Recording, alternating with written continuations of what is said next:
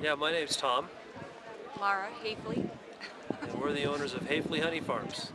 Haefeli Honey Farm. You're also the air boss for the Alamos Air Show, aren't you, Tom? Yes, I am. All right. Well, we'll talk air show later, but I want to hear about this honey farm thing. I mean, is that like bees and honey and all that sort of stuff? We run about anywhere from 3,000 to 3,500 colonies of bees. That's not bees. That's colonies of bees. That's colonies of bees. And in Okay. the summertime, you're looking at 100,000 bees per colony. Somewhere upwards of 3 million bees, if you want to look at it that way. Wow. Or 6 to 8 semi-truckloads. 6 to 8 semi-truckloads. Now you run these. How much honey do they produce? It depends on the year, Bob.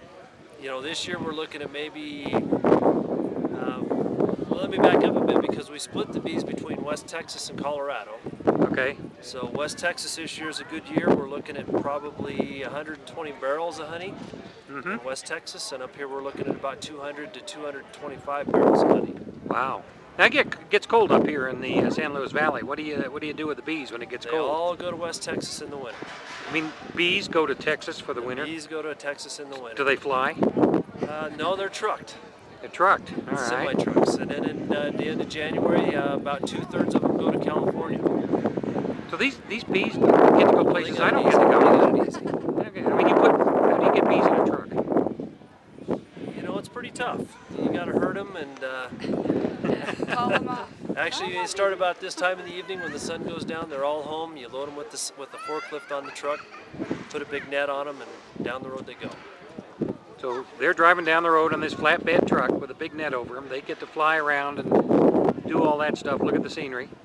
Yeah, they're all pretty much restricted to the house while the move is on. Are they? You know, Okay. It takes them 2 days to go from West Texas to California. So the third day they wake up, they're in a new spot. They go to work. They're in an almond orchard. New flowers, new flavors. New country. Everybody's happy. Now, do you market the honey where the bees are, or do you bring it back here? Or? Actually, the almond pollination, they overpopulate the orchards in order to pollinate every little flower, so you don't make any honey in the orchards. Ah, okay. They make just enough to live off of. Sometimes. Sometimes. We sometimes actually, you have we to go actually feed go them. out there and supplementally feed them so they can survive the 1 month stay while they're in California. Then they get to come back to the valley for the summer again, huh? Come back to the valley. Like I say, some stay in West Texas where it's 112, 15 degrees, and some of the lucky ones come up here where it's, 80 degrees now, maybe. Wow. Okay, well that's all the fun things you learn when you go to different places for air shows. And we'll hear the buzzy bees tomorrow as we get Melby and Nelson and Scott Lane up here flying at 7,000 feet and 95 degrees. Show. All right, thanks.